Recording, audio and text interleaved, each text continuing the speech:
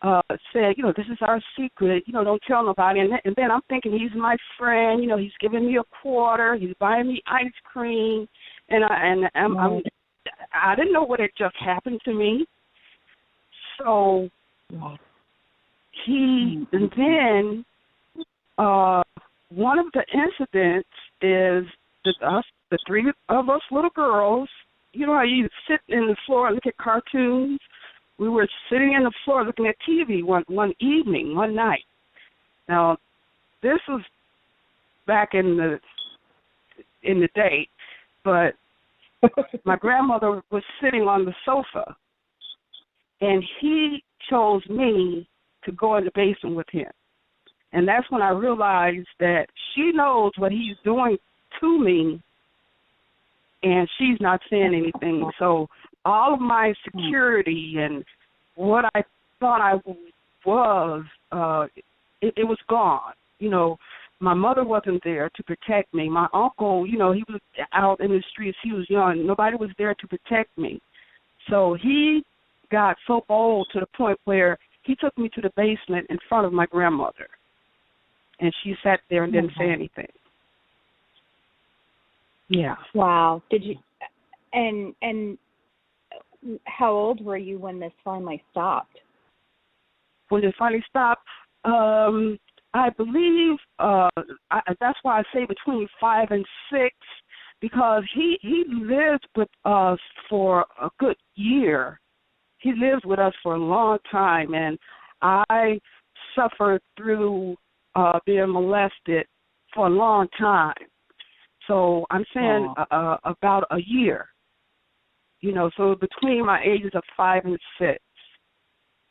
Did you ever say anything to your grandmother about it?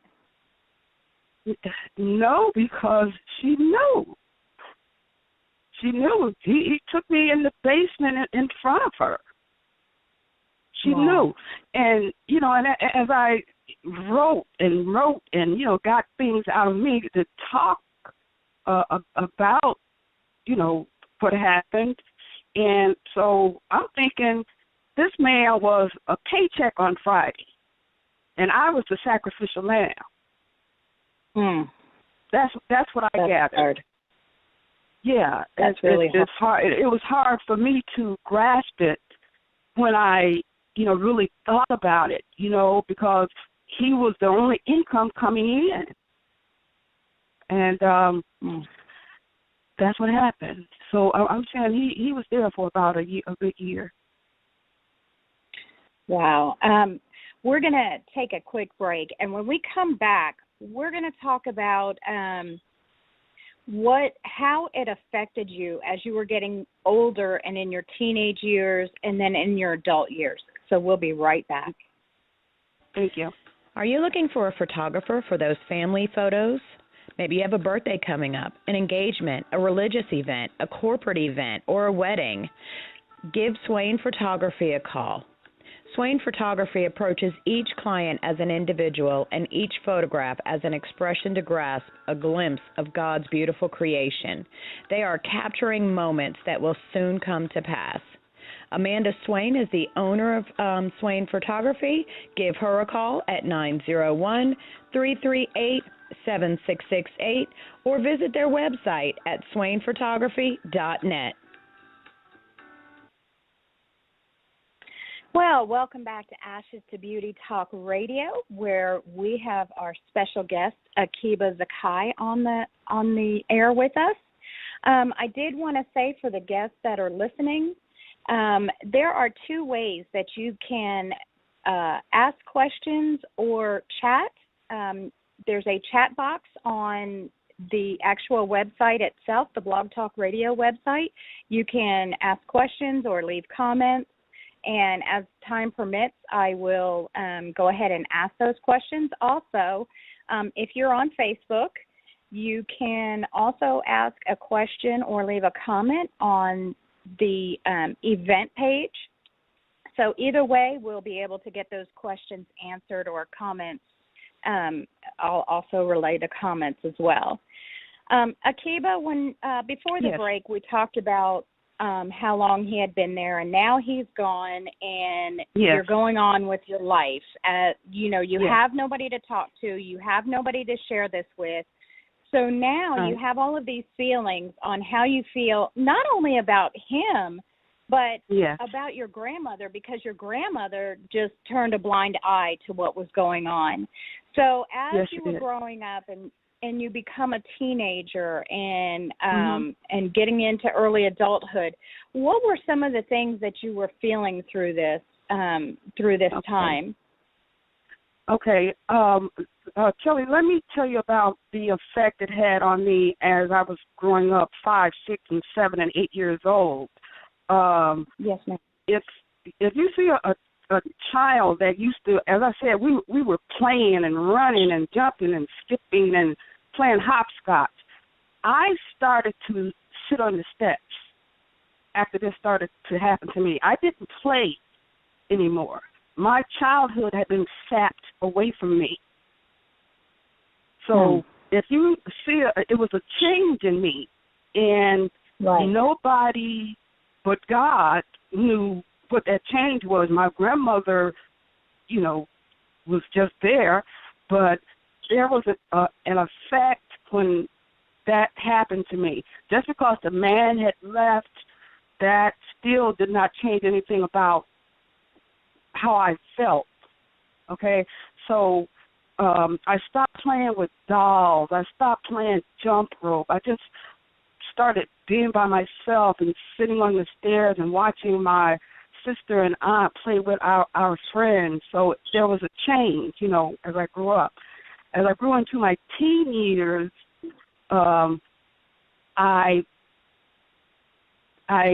people told me that I was quiet, okay?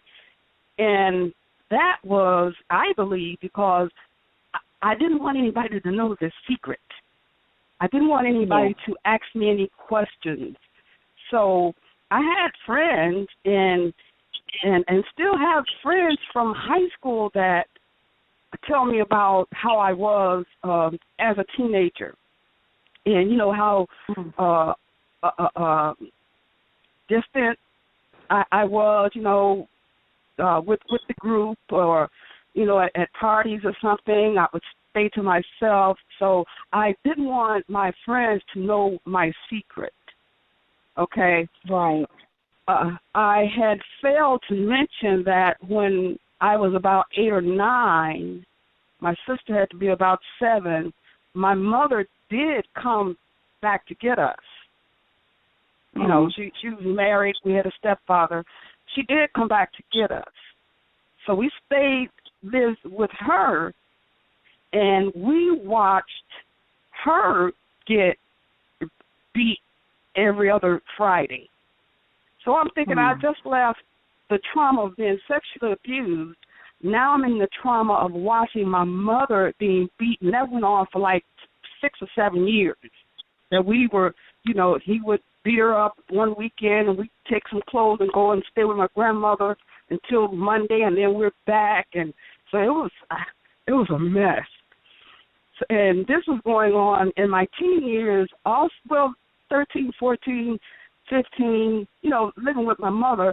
So my friends, one of my friends, she said, I know you guys would disappear a lot, you know, because, you know, they would have a big fight, and she would get blood hit in the nose and in the eye or whatever, and we would have to leave for a Friday and, you know, not come back until Monday or Tuesday. And so that's some of the things that went on as a teenager, you know, being reserved, you know.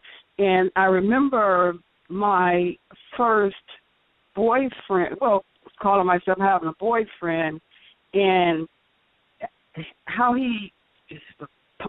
I allowed him to punch me in the arm, you know. And I don't know, I just, that abuse thing, you know, I had watched it with my mother. I had been sexually abused. No one said nothing about it. So I just felt like I had no protection, no security anywhere, and no self-esteem, no courage, you know, to fight back. And that was how I entered my teen years. Okay. Wow. Yeah. So Then we hear about so much when kids see things like domestic violence in the home. Yes. A lot of times they think that's normal, that when you fight with your boyfriend or your husband, that's normal because that's what's ingrained. And so I know in your bio you talked about how you got into your drug use and alcohol, trying to numb, and also getting into domestic violence situations with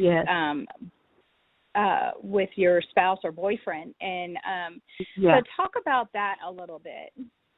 Okay. For, like I said, 6 or 7 years of watching my mother go backward and back and forth with the man that was abusing her, I knew nothing different. Right. You know? So when I got into relationships and a man smacked me, all I know is to wipe the blood off and go back to him. That's all I knew. And I had gotten married. I had gotten pregnant young, as a young teen. I got married, and he abused me, you know, beat me up. I write about that in the book, you know, and I went back to him often, back and forth because all I knew.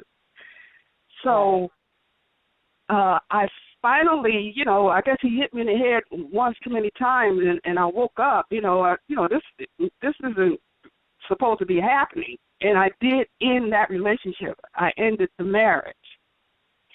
So I was alone with 2 children, and I had me a little job and working and paying rent on a little apartment, and I was on the second floor. On the third floor was empty for a while. A little while later, maybe a few months later, 2 guys moved up there. Okay, so as I was taking my children out to go to school, well, I take them out to go to school, took them up in the evening because they would stop at my grandma's because she lived on the corner. My cousins, they lived right there on the corner. And I picked them up, was leaving out to pick them up one evening, and one of the guys was in the lobby. And he said that, you know, I see you along with your children a lot, and, you know, can I take you out? And I accepted his date out.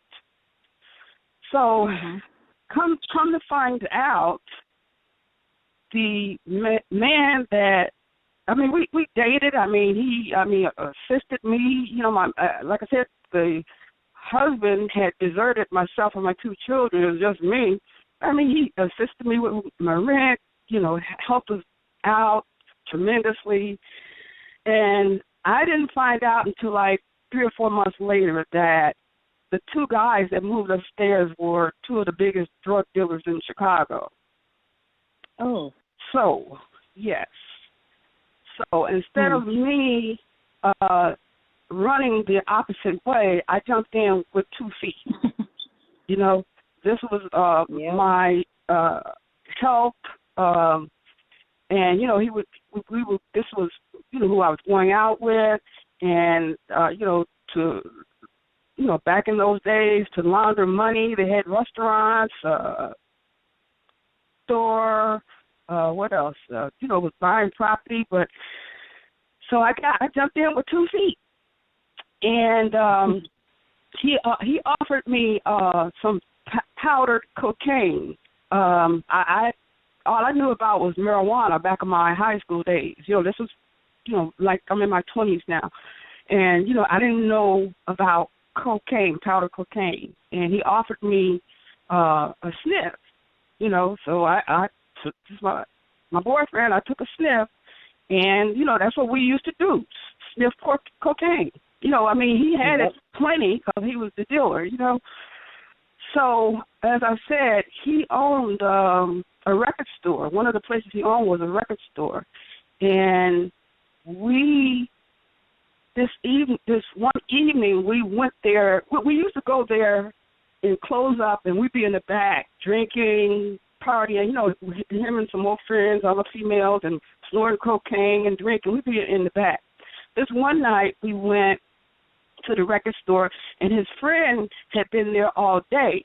So my boyfriend told him, okay, I'll take over, I'll close up and everything. So we walked to the back, and it was, people back there. They was partying, drinking, and so his friend was sitting on the edge of the desk, and he said, "Here, try this." That's what he told me, and I just went over there and tried it, and I saw a flick of a light, and that was my first hit of crack cocaine. It did something to my mind. It did something. Now, the man I was going with, he didn't do it. His friend is the one that gave me the hit. It did something to my mind. It did something to my body, to the point where I remember a brown leather sofa that was on the wall. I had to back up and sit down. And I sat there, and I just stayed there. So when my boyfriend closed up in the front, he came to the back, and when he saw me, he cursed his friend out and told him, that man, that's the worst thing you could have done. Why did you do that? So he knew I had hit some of the crack, and that started. That's how the drug started, and I just wanted to be. I didn't want the memories. Mm-hmm.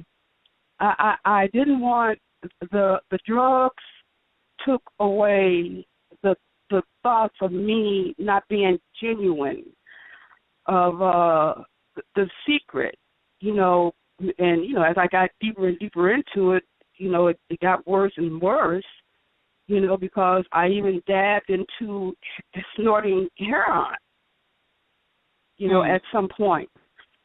And it was by the grace of God that I'm on the phone talking to you right now.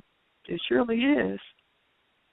Oh, I understand that. I do. I can really relate to that, because I remember when I was going through my days, and, I remember the cocaine, and then I remember when I couldn't get cocaine because everybody was smoking crack, and I started doing that, and it's just a downward spiral, and you keep trying to chase that first high, and you just can't seem to get there. And and then that guilt and shame, once you don't have any more, and you're fiending, and you're like, oh my God, what did I do? I've done it again. I said I wasn't going to do anymore. And it's just a horrible cycle to go through. We're going to take another quick break, and when we come back, we're going to talk about what happened to you in the year 2000 that changed your life. So we'll be right back. Looking forward to it. Are you looking for a church home? Something that fits for each member of your family? A place where you can show up as you are? Well, come join us Sunday mornings at 10:45 a.m. at Raleigh Assembly of God, located at 3683 Austin P. Highway in Memphis, Tennessee. There are services for the whole family that include wonderful contemporary worship, a time of biblical teaching, and an opportunity to make a decision to follow Jesus Christ. Greeters are located all throughout the church to make sure your questions are answered. So come out and join us Sunday mornings at 10:45 a.m. You will be so glad that you did. Well, welcome back to Ashes to Beauty Talk Radio, where we have been talking to Akiba Zakai, and wow, I can relate so much to everything that you're sharing, Akiba.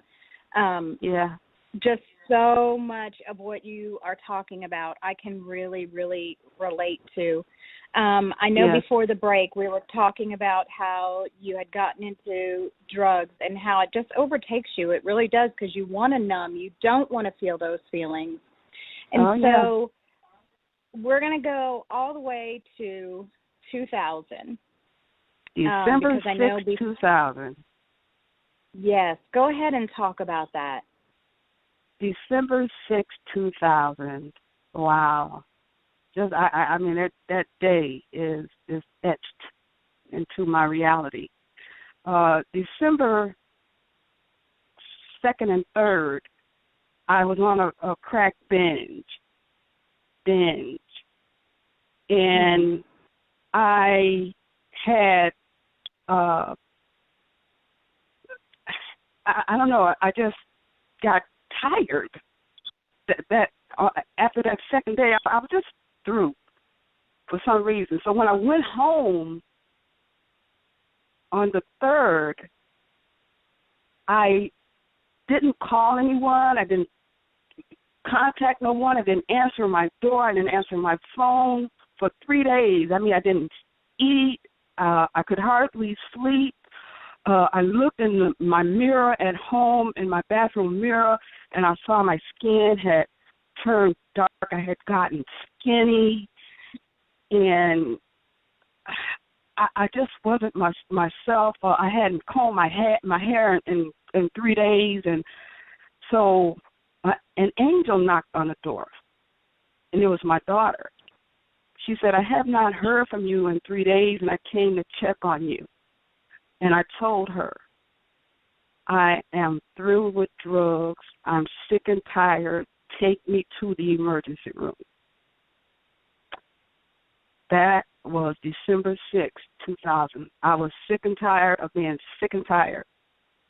So she put me in her car, and she took me to the hospital ER, and they put me in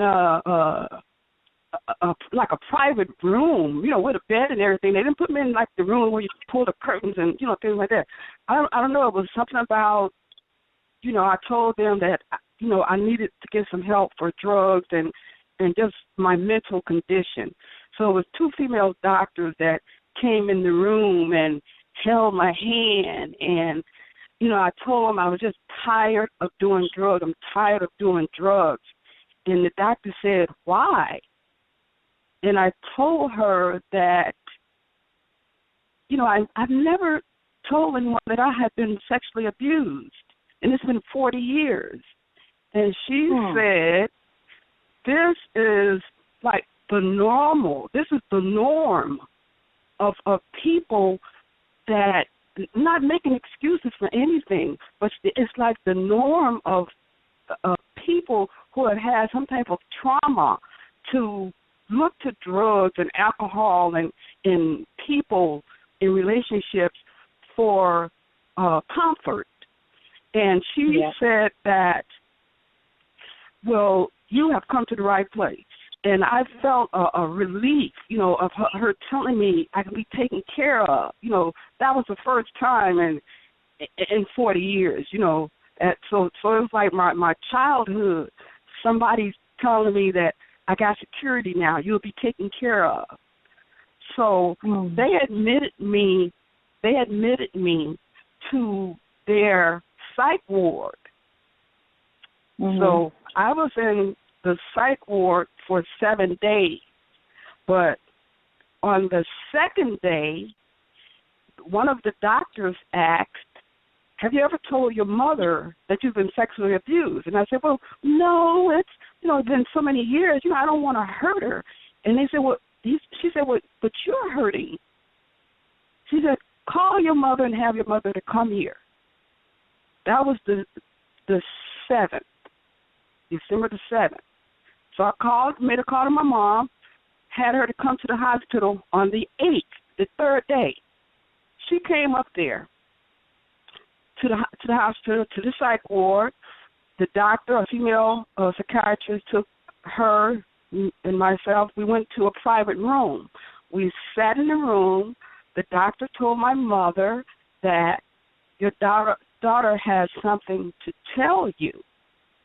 So I turned to my mother and I told her that, while you were married and away, and left us with your mother, her boyfriend was sexually abusing me. And after a while, your mother knew that this man was abusing me and she did nothing about it. Her reply to me was, I don't believe that about my mother. Why did you wait until she died and bring this up? Think about the good things people do for you. I knew you was a drug addict, and that was her response to my pain. But good, I had a day or two of therapy, because I don't know where I would have withdrawn from with her response to what I had told her. She didn't believe me, And I told her I didn't wait 40 years to sit here and say this to you. What about, I'm your child. What about your 5 and 6 year old baby? Well, why you didn't say anything about this when it was going on? And the doctor had to tell her that children are afraid to say things that are happening to them as children. The doctor had to try to explain to her. She wasn't having it. She said, you waited until she died, and then you bring this up. I told her I waited. I'm here getting me some help. I didn't wait until she died. I'm here getting some help. But what I did, though, Kelly, is that was the third day there. I stood up, and I told the doctor, and I told my mother, I'm through here. And I left out of the room, walking down the hall, and the tears was not regular tears that were coming from my eyes. If I had a cup, I could have caught them. It was like a cleansing. I went in my bedroom mirror, and I just felt like a refrigerator had been lifted off of my shoulders. Something happened. That was it. I had never told her. My mother, I had never told her what had happened to me. So I don't know, was it her guilt or what her reasoning is now and then, but it changed me. Telling her it changed me. For some reason, it released me. So the third day there, I felt like a different person. I mean, I combed my hair. I mean, I showered. I was ready to go. I could have left. It was like a 72-hour hold or something like that. I could have left. But I was getting that counseling, that one-on-one in the group therapy, and I stayed the other 4 days on my own. Right. I stayed there for that counseling, the group counseling, and the therapist told me that it was like pulling teeth to get you to talk. And I told him, I hadn't talked about it in 40. I haven't told anybody. But having in the groups and having other people, talk about their experience, it gave me, some ease to come out of my shell and talk about my experience as well, that I wasn't alone, So that experience, that 7 days, it changed my life. And it started me on this journey that I am on, and where I still am on today, of joy and to tell others that there is a life after drugs and after you have released yourself from the bondage of guilt and shame. There is a life, and I'm living it. Absolutely. And one of the things that you said was so important, and that people really need to hear, is that, when we've gone through something and it is such a trauma, we feel like we're the only ones that have been through it and that others would not understand what we have been through. And so we isolate and we don't talk about it. But the best thing to do is to talk about it and to share about it and get it out of a healing process. And I know for me, I went through the counseling and I went through a couple of psychiatrists, and a lot of that part never came out. But it wasn't until I built my relationship with God that for me, my healing really started. And so that's been the journey that I've been on but, you know, healing is extremely, extremely important to get out of that bondage. Would you agree? Oh, I wouldn't agree. I agree so much, you know, that, you know, people have held on to this. I don't care if you held on to it for a year, 10 years, 20, 30. You can release. Hello? Oh, Kelly. Oh, I'm sorry. I thought I cut you off. Okay. No. Okay, you can release it. Hello? Yeah, I'm still here. Okay, I'm so sorry. I got a crazy phone. Where were we? Sorry. But yeah, the healing process is important. In order to move forward and to get out of some of the bondages that we get ourselves into through past hurt and holding on to them. How important is it to stay away from negative people? Well, Kelly, in therapy and in the group therapy, of course, you know, you got to stay away from the users, you know, the drug users. You got to stay away from the drug users. Another thing, through therapy, I was advised that because my family, after my mother told, you know, the family, they did not accept it either. You know, that it was the truth. You know, it was two other girls. I didn't touch them, and I'm a liar, and I'm crazy. Okay, so in therapy, they say you may have to sever some ties with family also. So I severed some ties with family.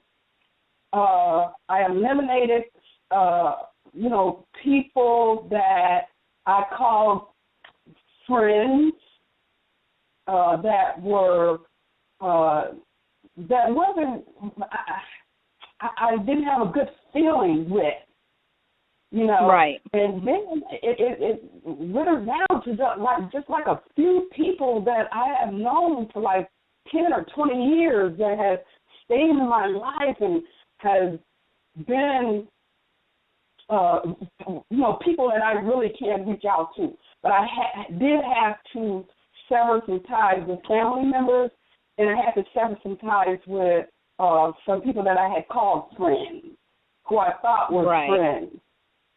And and I feel really good about it. It's nothing bad. You know, I'm real fine about what has, because they were correct. You know, if they were bringing you down, if they were not lifting you up at a time when I needed to be embraced after drugs and after, you know, letting go of 40 years of a secret, if I was not being embraced, to sever the ties. And that's what I did. And I'm happy, I'm cheerful, I'm talkative, you know, I speak out, I just do a lot of things now because of releasing myself. We are going to take our last break, and when we come back, we're going to talk about your book and how that came about and how folks can contact you. So we'll be right back. Wonderful. Thank you for listening to Ashes to Beauty Talk Radio. If you would like to contact Kelly, feel free to email her at Kelly, Kelley, at ashes2beautyministry.org. We welcome your feedback and comments. If you would like more info about Ashes to Beauty, check out our website at ashes2beautyministry.org. There you'll be able to find resources, check out our upcoming events, find out more about our sponsors, and make a donation. Be blessed and remember to be a blessing to someone else. Well, welcome back to the last part of Ashes to Beauty Talk Radio. We have been talking with Akiba Zakai. Incredible testimony of being able to get through the emotions and everything that she had been through as a child of 5 and 6 years old, being molested. And so, Akiba, how did this end up turning into a book? Okay, this is the fun part. After that 7-day stay at the hospital, again, it was a cleansing. It was, God cleared me up. I just felt different. I gained about 20 pounds. I had to buy a new wardrobe of clothes, because I wasn't using, drugs, and I was eating well. And so, I just thought about the people that I was in the group sessions with that was crying and, talking about the abuse and talking about how even mine, how their parents had turned against them. And so I just said my story needs to be told. I started writing on index cards, memories of my past, and a block of index cards until I got to the point I was at the kitchen table putting them together like a puzzle. The memories of thought. I said, okay, this happened, this, here, like a jigsaw puzzle. And thank God for MS Word, Microsoft. So I started to put what I had written on a flash drive. So, as the memories came, you can space it and put the information in there, or go down to another page and I put some information there. And all of that information that came out of me turned into a 219-page book. But the printer got it down to 176 pages. But I started from my earliest thought to where I am today as, a speaker and, telling children to tell someone. Where it might lead, we don't know, but you don't have to stay in the midst of being sexually abused. Tell someone that cares about you. If they don't listen, tell somebody else. Tell somebody at school, but you can get out of it. And then someone who, like myself, had waited and it was embedded in me for 40 years, and never had said anything, you still can be released. You still can let go. It's still a beautiful, glowing life after, you let go of that shame. I had one person post me on Facebook and said that when I was talking about it a month or so ago, that, I would have taken that to my grave. So there's many of people who have taken a secret like this to their graves. It's many of children, 9, 10, 11, 12 years old, teenagers, 20, who have committed suicide for something of shame and a guilt that was not theirs to bear. Right. So that's where my story comes in. That's where my eagerness came in to write about my experience, because it's a mirror for someone else to look at. It's a mirror to let someone else know that, you can release yourself from that bondage.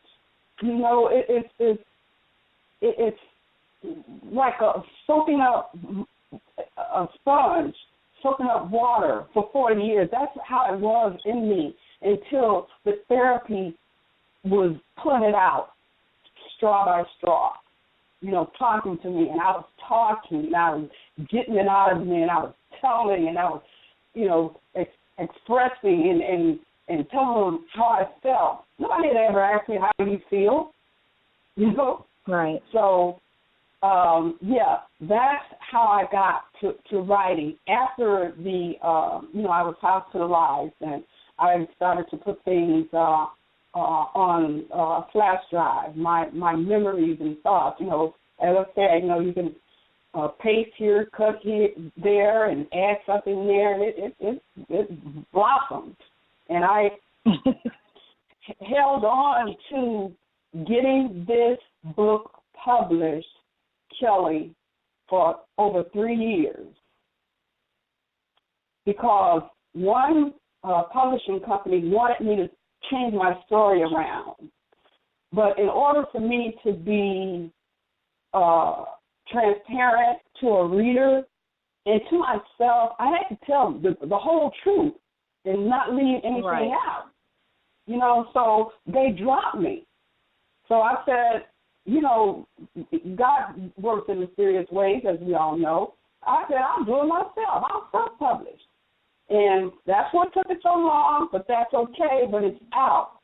And that's what I did. I self-published because I was not going to change any of the pages that I had written to dilute what had happened to me, to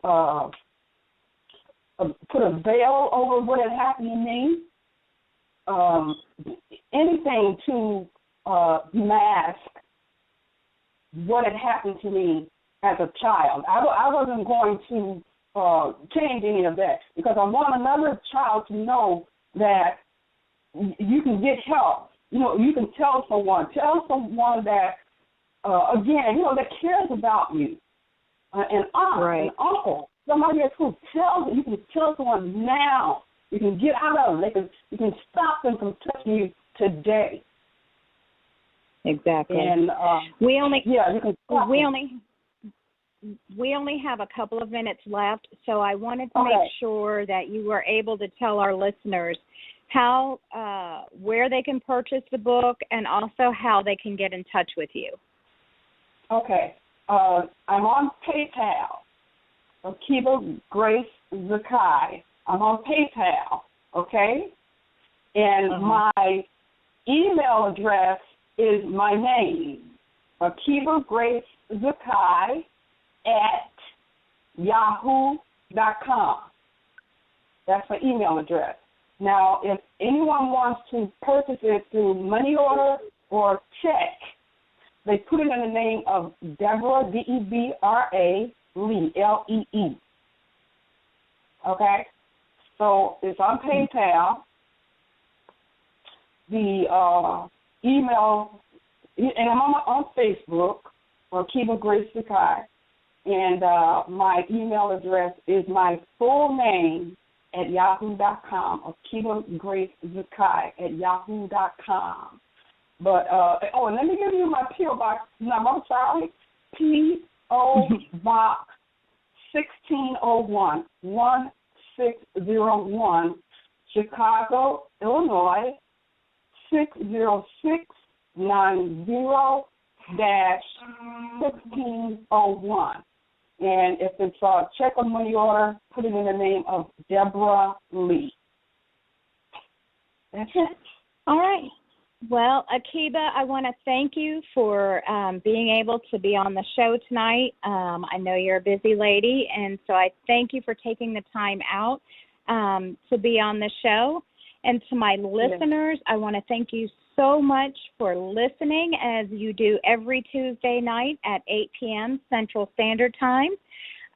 If you are interested in sharing your story, a lot of what we deal with here and what we talk about is human trafficking, but I did want to have Akiba on because a lot of victims of human trafficking have dealt with being molested as a child. And so I thought that was a really good subject to bring to the table. But if you're interested in sharing your story, you can email me at kelly@ashestobeauty.org.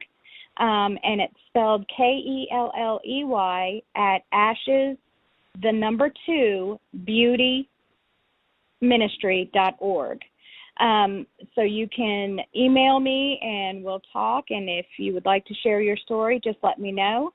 Again, next week, same time, same day, Tuesday night, 8 p.m. Central Standard Time. I hope everyone has an incredible week. Be blessed. And remember to be a blessing to someone else. Good night. Yeah. God bless you. Thank you, Kelly.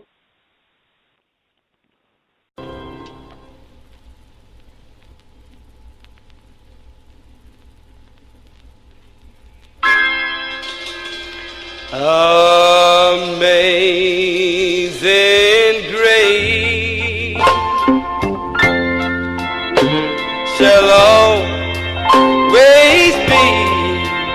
be my song of praise. For it was grace that bought my liberty.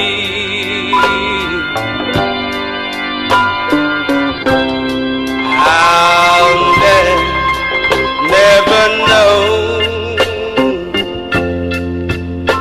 just why he came to love me so.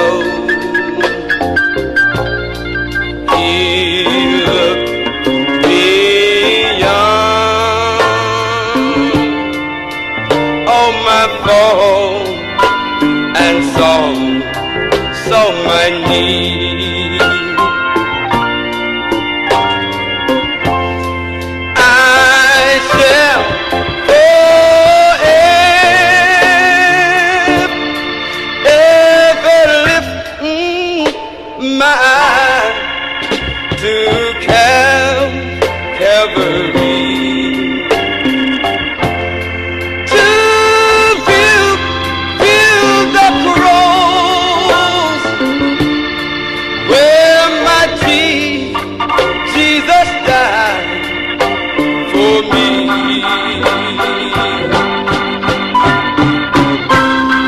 How marvelous, yes, His grace that caught my fallen soul. He looked beyond all my faults and saw my need. I shall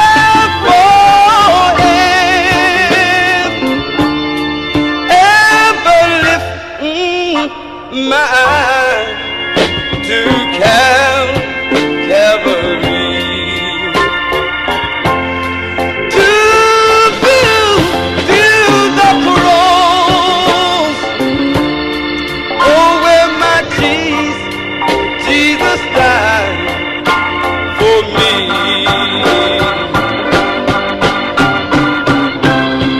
How marvelous, yes, His grace that caught my fallen soul. He looked beyond all my faults and saw my